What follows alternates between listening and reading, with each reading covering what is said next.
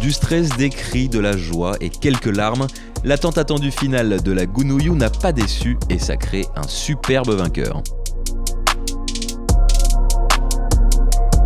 Il y a des occasions qu'on ne veut pas laisser filer, remporter un titre de champion de France par équipe est un bonheur rare, une joie que n'avaient plus connue les finalistes de la Gounouillou depuis plus de 10 ans. À domicile, l'opportunité semblait belle pour Saint-Nom-la-Bretèche, encore fallait-il se défaire de la redoutable équipe de Cannes-Mougins. Les deux équipes avaient déjà brillé lors de la qualification et promettaient une finale accrochée, cela n'a pas manqué et ce, dès les forces hommes. Face à Martin Couvrat et Nicolas Muller, Maxime Legros et Édouard Serreto prenaient un meilleur départ pour Saint-Nom, mais ne s'envolaient jamais vraiment. 2 up au 8, les Blancs étaient repris 2 trous plus loin.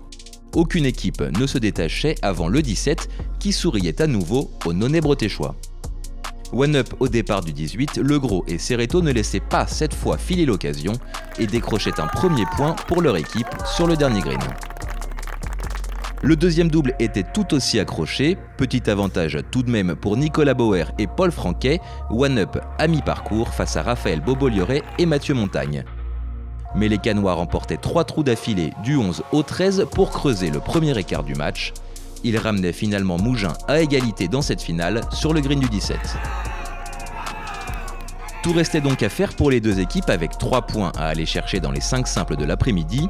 5 matchs qui à nouveau peinaient à dessiner un vainqueur, accrochés, indécis, hormis sans doute le premier d'entre eux entre Toméo Tissot et Oscar Couillot. Le Cannois y creusait l'écart à partir du trou 8, 2 up à mi-parcours, Tissot enfonçait le clou en empochant le 11, le 12 et enfin le 14 pour l'emporter 5 et 4. 2-1 à ce moment pour Cannes-Mougins qui voyait dans le même temps la plupart des matchs tourner en sa faveur.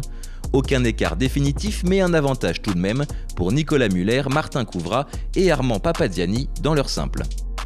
Seul Édouard Serreto était alors en tête dans le sien pour Saint-Nom, 2 up face à Raphaël Bobolioret. Mais la situation allait se décanter soudainement. Face à Tom de Héripon, Martin Couvrat creusait l'écart au début du retour avec 3 trous remportés en peu de temps, aux 9, 10 et 12. Le numéro 1 français s'imposait finalement sur le green du 16, quelques secondes à peine avant son copain Nicolas Muller. À égalité avec Michael Neschburg après 14 trous, l'Alsacien remportait le 15 et surtout le 17 pour sceller définitivement la victoire de Cannes-Mougins. Ultra heureux, on ne peut pas être plus heureux qu'après une victoire en Gounouillou avec une équipe comme celle-ci, avec le staff qu'on a, les membres qui nous encouragent. Franchement là c'est que du bonheur. Beaucoup de joie. Sincèrement, je ne pourrais même pas mettre des mots là, je suis très heureux là tout de suite maintenant.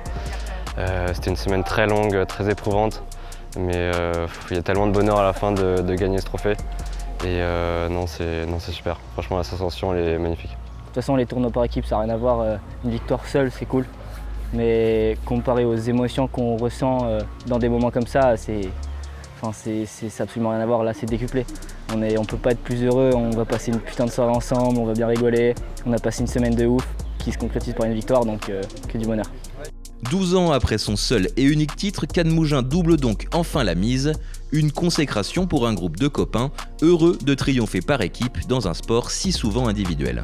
On a tous fait des compétitions ensemble, on était tous très potes, on a tous des liens très forts ensemble et en plus avec un coach et un capitaine et tous les membres qui nous réunissent encore plus, quoi. Ouais, comme une vraie famille.